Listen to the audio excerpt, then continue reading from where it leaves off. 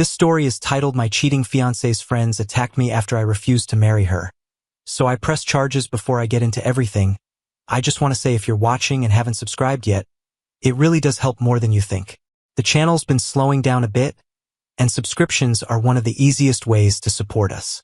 It's free, takes 2 seconds, and it helps us keep telling stories like this. I'm posting this from a throwaway because parts of what happened are still tied up in the legal system, and my main account would make it way too easy to identify me. Even now, writing this out feels unreal. What started as a normal engagement somehow ended with 3 people in state prison, 2 more on probation, my ex waiting on her own legal consequences, and her lawyer boyfriend likely losing his career.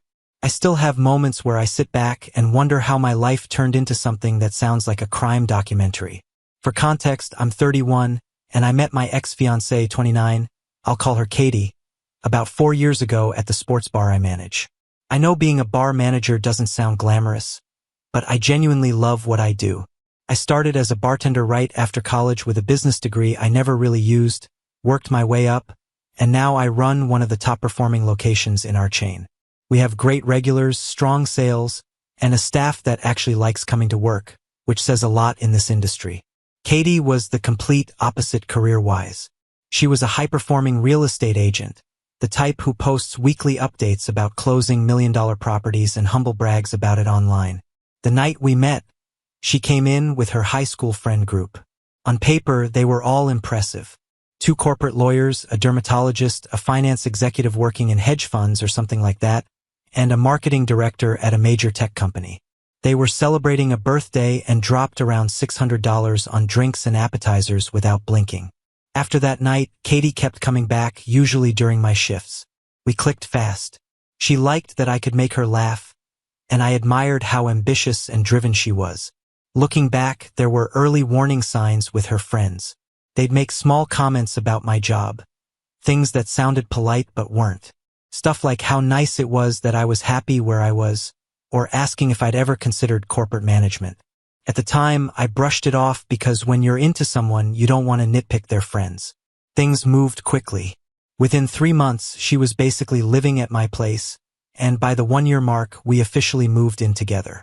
I had a 2-bedroom apartment in a newer downtown building. It wasn't luxury penthouse level, but it had a doorman and security cameras, which ends up matching more than I could have imagined. The lease was in my name since I had stronger credit and had already been there for a while. For a long stretch, life felt solid. Katie was doing great in real estate and made more than double what I earned, which her friends loved to remind me of, but we were happy. I got promoted to general manager and later started training new managers for other locations. Our families got along well. Her parents were kind and treated me like family, and mine respected her ambition. Last December, I proposed. I planned a weekend trip to a mountain resort about 3 hours away, arranged a private dinner overlooking a lake, and hid the ring in dessert. It was a little cheesy, but she always said she wanted a proposal story she could tell people. She said yes, and we spent the next week celebrating and talking wedding plans. We aimed for October, after peak summer wedding season but before it got too cold. Her parents generously offered to cover most of it and put down around $40,000 in deposits for the venue, catering, and flowers. That's when things shifted. Suddenly, her friend group had to weigh in on every single decision. The color scheme needed their approval. The menu had to match their dietary preferences. The seating chart had to guarantee them the best table. It became exhausting, and the jokes about my job got sharper. They'd ask Katie if a 6 o'clock ceremony would interfere with my shift or suggest weekday dress shopping, since that would probably be a slow night at a sports bar. It was constant. What hurt more was that Katie never shut it down. She'd either laugh along or, worse, agree with them. Not long after the engagement, I started noticing small changes in Katie that I tried to ignore at first. She was working later and later, always blaming it on last-minute showings that popped up at strange times. She changed her phone password and started keeping it face down all the time. If I walked into a room, she would subtly flip it over. It was textbook cheating behavior, the kind you read about online and think you would never fall for, but I trusted her. Or maybe I just did not want to see what was right in front of me. Probably a mix of both. At the bar, we have a regular named Sarah. not her real name, who comes in every Wednesday for trivia night with a group of coworkers. She has been coming in for years, tips well, never causes issues, and is genuinely one of those customers you are happy to see. She works in HR or something like that, super kind, mid-30s, just a solid person. One Wednesday she was acting off. She kept glancing at her phone, then at me, then back at her phone. Between trivia rounds she barely talked, which was strange because she is usually competitive and fully into the game. During a break she waved me over and asked if we could talk somewhere private. I figured maybe there was an issue with another table or something work-related. We have a small office near the kitchen where I handle paperwork, so I brought her in there. She looked uncomfortable, like she was about to deliver terrible news. She started by saying she was not sure if she should tell me, but that if it were her relationship, she would want someone to be honest. Her sister Jenny works at a high-end salon downtown, the kind where a haircut costs more than my monthly utilities. Apparently Katie had been going to Jenny for about a year, always scheduling appointments when I was at work. That morning, Katie came in for highlights and spent the entire 2-hour appointment on the phone with someone she kept calling babe and baby. When you are doing someone's hair, you are right there, so Jenny heard everything. Katie was laughing, planning a weekend getaway, and at one point referred to her idiot fiancé, which was me, saying I would think she was at a real estate conference. Standing there, I felt my brain trying to reject what I was hearing. I told myself maybe she was talking to a girlfriend. Some women call their friends babe. I was reaching. Sarah then pulled out her phone and showed me an Instagram story her sister had sent her. It was from a fancy restaurant a couple towns over, one of those places with a name that sounds imported and expensive. The post was from someone celebrating their own engagement, but in the background of the champagne toast photo, clear as day, was Katie sitting close to some guy in a tailored suit. The timestamp on the story was 9:47 p.m. the previous Friday. The same night Katie told me she was having a girls' night. At 9:52 p.m. that night, 5 minutes later, she had sent me a selfie of her at home wearing a face mask with her friends. She had staged a fake girls' night photo to cover up her date. My hands were shaking so badly I almost dropped the phone.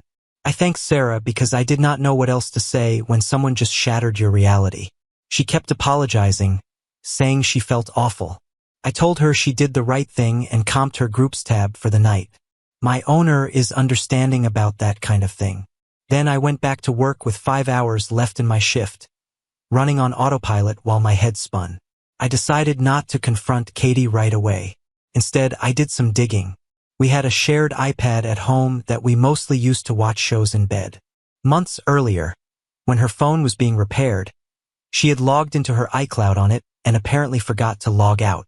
That night, after my shift, while she claimed to be sleeping at a friend's place, I opened the iPad. There were hundreds of messages between her and her ex, Michael. This was not some recent slip. They had been meeting at a hotel near his office for months, going back to February. The messages were explicit and cruel. They were not just hooking up. They were mocking me, planning a future together, talking about how they would get it right this time. What made it worse was seeing that her friends knew. Every single one of those accomplished professionals was in on it. The group chat was full of them giving her advice on how to hide it better, joking about my job, saying at least Michael could take her to a real restaurant, coaching her on what to say if I got suspicious. They even told her to wait until after the wedding to leave me so she could get more money in a divorce. I screenshotted everything, emailed it to myself, backed it up to cloud storage, and even took photos of the screen with my phone in case anything disappeared. The messages stretched back through every supposed girls' night, every work event, every so-called conference. As I kept reading through the messages, it became clear she had not just been seeing him occasionally. She had been with him consistently, and her friends were not just covering for her but actively helping plan hotel meetups and fake work events to keep me in the dark. One message hit harder than the rest. On the night I proposed, while I was pacing outside the restaurant rehearsing what I wanted to say, she was texting him, telling him not to worry, that it did not change anything, that the engagement was just business and he was the one she really loved. I sat in our living room that entire night after finding everything, scrolling through 4 months of lies, trying to understand how someone could look you in the eye every day, share a bed with you, plan a wedding with you, and still be plotting behind your back. I did not sleep at all. The next evening she came home around 7, claiming she had been out showing houses, even though the messages made it clear she had been at his place. I was ready by then. I was not shaking, not yelling, not even crying. I just sat there and waited. She walked in smiling, talking about how productive her day had been, saying she showed 3 properties, asking what I wanted for dinner like nothing in the world was wrong. I let her talk while she set her purse down. I had spent the entire day going over what I would say, but when the moment came, I did not give a speech. I simply handed her the iPad, already open to her conversation with Michael. She tried to act confused for about 2 seconds, asking what she was supposed to be looking at. Then she noticed the dates and actually dropped the iPad onto the coffee table. I watched her face change in real time.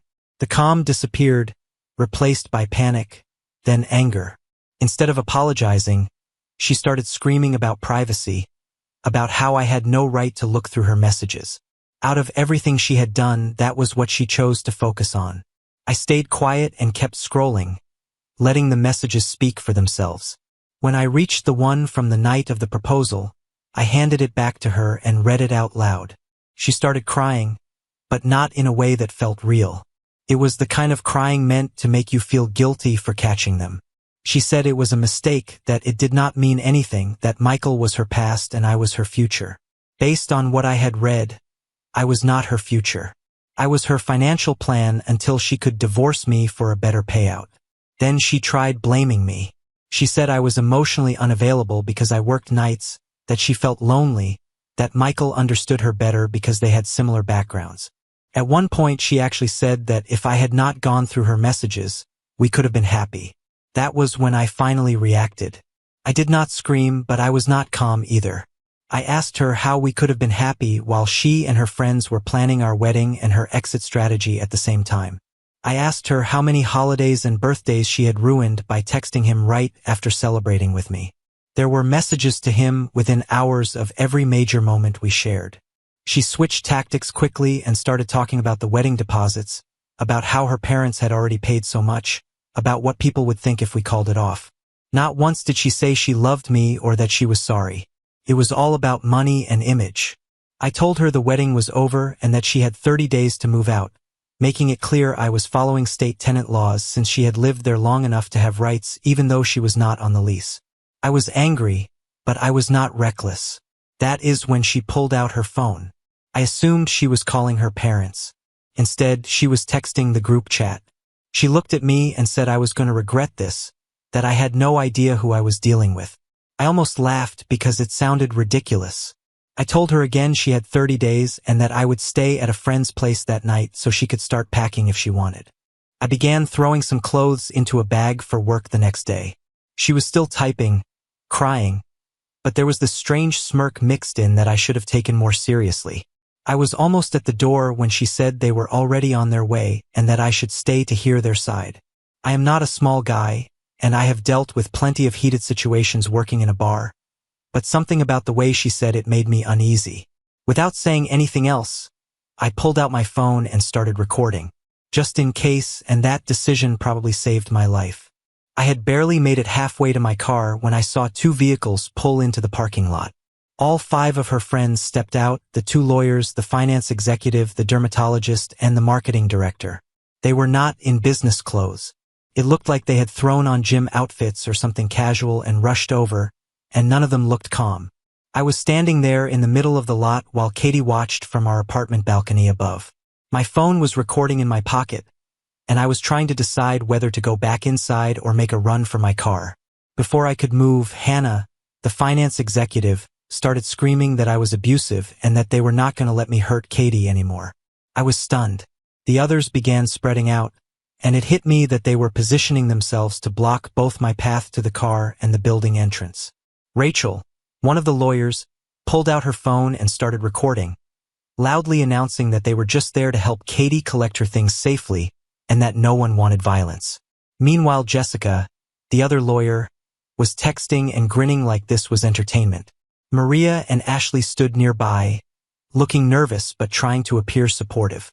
I kept my voice steady, raised my hands so they were visible, and explained that I had legally given Katie 30 days notice and was leaving for the night to give her space. I asked them not to escalate things.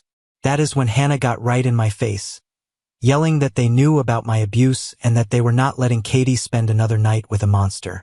I kept backing up with my hands still up, telling them there were security cameras and that I was recording, saying that was a mistake.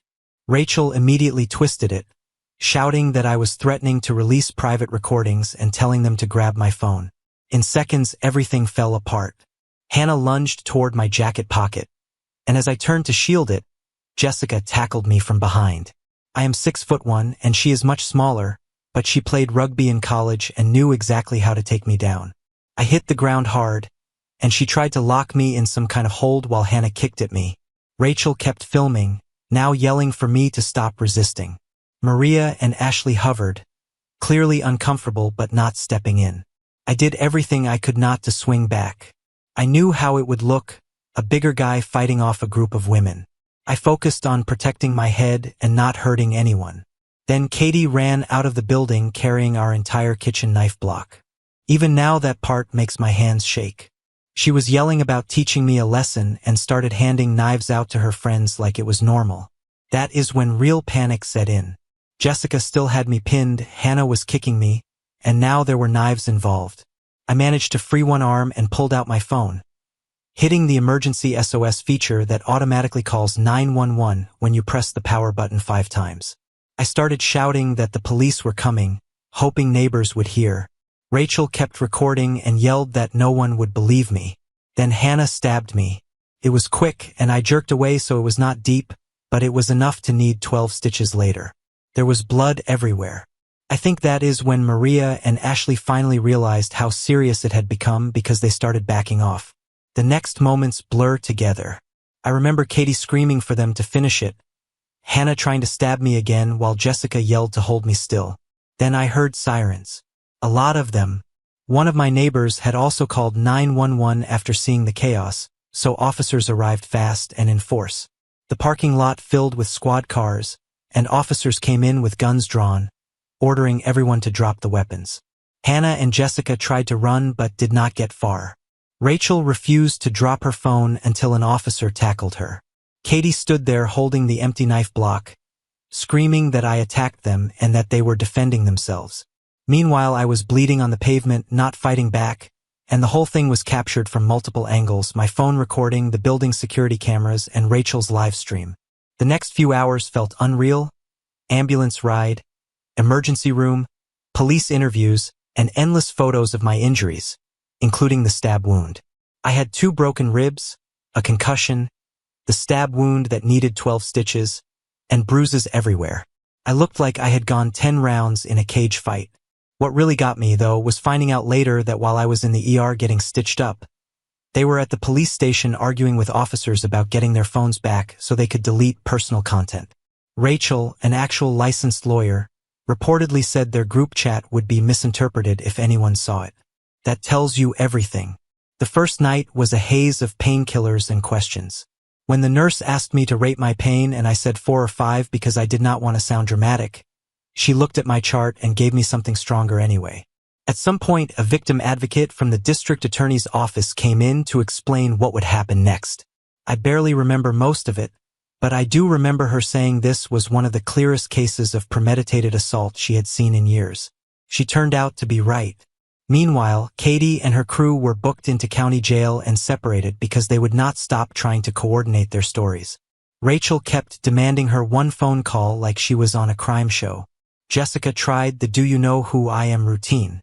Hannah had a meltdown when they took her designer jacket as evidence because it had my blood on it. Then it got worse for them. Rachel had not just been recording. She had been live streaming to a private Instagram group. Once the police secured warrants for their phones and social media, they uncovered months of planning. The group chat was a blueprint. They had outlined a plan to provoke me into getting angry, record me defending myself, edit the footage to make it look like abuse, file false domestic violence charges, have me arrested and removed from my own apartment, move Katie in with Michael while I was in jail, let the wedding date pass, and then file for divorce claiming emotional distress to get a bigger settlement. They even discussed camera angles and who would say what. The most unbelievable part is they used their corporate work phones to coordinate all of it. As if that was not enough, 2 days after the attack, While I was still recovering, Katie showed up at my bar and started telling my staff and customers that I was abusive and that I had attacked her friends. My assistant manager Dave caught everything on security cameras and called the police. She did it 3 more times before officers finally arrested her for violating the emergency restraining order. Each time she brought either Maria or Ashley to back her up, and they filmed those visits too, probably thinking they were building a case. Those videos ended up strengthening the charges against them.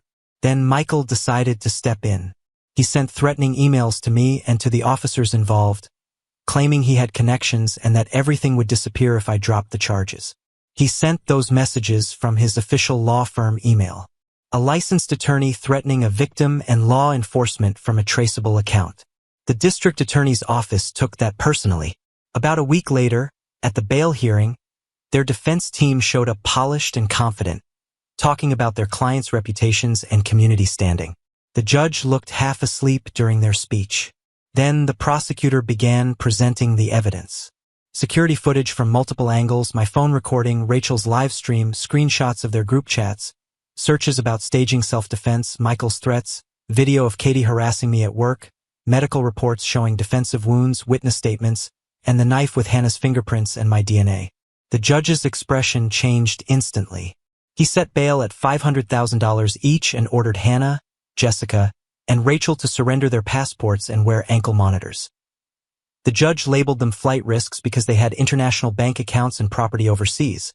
So Hannah, Jessica, and Rachel were held on high bail with ankle monitors, while Maria and Ashley, who had not physically attacked me, faced lesser charges but still had restrictions, and Katie was charged with conspiracy and forced to surrender her passport too. About 2 weeks later, everything shifted when Ashley, who had clearly been unraveling since the arrest, decided to cooperate. Her lawyer reached out to the DA with an offer to make a deal, and it turned out she had a separate group chat the others did not know about where the planning was even more detailed. She handed over voice notes of Katie describing how they had rehearsed the attack at Maria's home gym, videos of them debating how to make it look like self-defense, messages explaining they chose my apartment because they believed they could manipulate the security camera angles, and, worst of all, a video from a wine bar the night I proposed where they were celebrating her engagement while mapping out how to use a staged incident to secure a bigger divorce settlement. While I was texting our families the good news, they were plotting how to ruin me. The trial began in November, about 7 months after the attack, and those months leading up to it were exhausting. Katie, along with Maria and Ashley before her deal was finalized, tried to smear me around town, creating fake social media accounts to post edited clips, reaching out to my employees for gossip, even showing up at my parents' house to push their version of events. The prosecutor assigned to me was a small woman in her 50s who looked warm and unassuming until court started. Then she was relentless. Her advice was simple: document everything and do not engage. So I kept records of every fake account, every message, every attempt to provoke me, and each one only strengthened the case against them. In court, their defense argued they were protecting Katie from an abusive relationship, despite no record of abuse and the fact that they had arrived at my home carrying knives. They tried to paint me as controlling because I confronted her about cheating and asked her to move out. I testified for 2 days while their attorneys pushed every button they could, accusing me of lying, hinting that I was the aggressor, even suggesting I had issues with her spending time alone with friends. I stayed calm and stuck to the facts. The prosecution then laid out the timeline on a large screen for the jury, building footage of them entering and positioning themselves, my phone recording of the confrontation, Rachel's live stream showing the knives, security footage of the attack, police body cam clips from the arrests, video of Katie harassing me at work, screenshots of the group chats detailing the plan, Michael's threatening emails, medical images of my injuries, and the knife with Hannah's fingerprints and my blood. Ashley's testimony was the turning point. Under her plea agreement, she explained how the scheme had been developing for months, how Katie had been cheating before the engagement but believed waiting until after the wedding would increase her leverage, and how they practiced the attack to make it appear justified. The jury could see this was not an impulsive act. It was calculated. Then Katie chose to testify. It was a mistake. She began with tears and claims of fear, but there was no evidence to support them. When confronted with her own messages, she became defensive and angry, insisting I deserved what happened because I had looked through her iPad. In the middle of that outburst, she admitted that Michael had helped her draft the false police report accusing me of abuse. She said it under oath without realizing what she had done. You could almost feel the energy shift in the courtroom. After that, the defense unraveled quickly. The jury deliberated for 6 hours before returning guilty verdicts for Hannah, Jessica, and Rachel. In the end, the whole crew was convicted. Hannah, Jessica, and Rachel were found guilty of attempted aggravated assault, conspiracy, and several related charges, while Maria was convicted on conspiracy and accessory counts, and Ashley, because she cooperated and testified, received probation under her plea agreement. The sentencing hearing was intense. The judge did not hold back. He called it one of the most calculated and malicious cases he had seen in 3 decades on the bench and made it clear that their professional backgrounds made it worse, not better, because they fully understood the consequences of what they were doing. Hannah received 36 months in state prison with no chance of parole for the first 24 months, followed by 5 years of probation. Jessica and Rachel were given the same sentence. Maria was sentenced to 18 months of probation and 300 hours of community service. Ashley, because of her testimony, got 12 months of probation. Katie's case was handled separately, and she eventually accepted a plea deal, which I will get into another time. As for Michael, that is a story on its own. Every one of them lost their professional standing. The attorneys were disbarred, Maria lost her medical license, and the finance executive had her certifications revoked.